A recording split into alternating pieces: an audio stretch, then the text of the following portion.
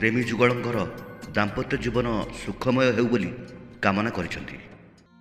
ଏପଟେ ହତ୍ୟା ଅଭିଯୋଗରେ ଦଣ୍ଡିତ ହୋଇ ଅମର ଦାସ ଜେଲରୁ ଫେରିବା ପରେ ଗୋଟିଏ ଅପରାଧୀର ଜୀବନ ବଞ୍ଚୁଛି।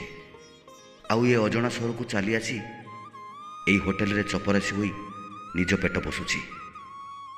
ଅମର କହୁଥିଲା ସରିତାକୁ, ଚାଲ ଆମେ ଚାଲିଯିବା ଏ ସହରରୁ ଅନେକ ଦୂରକୁ, ଯେଉଁଠି କେହି ନଥିବେ, ଖାଲି ତୁ ଥିବୁ ଆଉ ମୁଁ ଥିବି।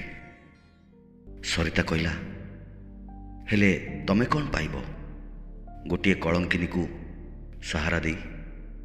ଅମର କହିଲା, କିଛି ପାଇବା ଲୋଭରେ ମୁଁ ତୁମକୁ ଭଲ ପାଇନଥିଲି, ମୁଁ କେବଳ ତୁମକୁ ହିଁ ଭଲ ପାଇଥିଲି। ସରିତା ଆଖିରୁ ଝରିଗଲା ଅସୁମାରୀ ଲୁହ। ଏ ଲୁହ କିନ୍ତୁ ଖୁସିରେ ଥିଲା। ଜୀବନ ବି ବେଳେ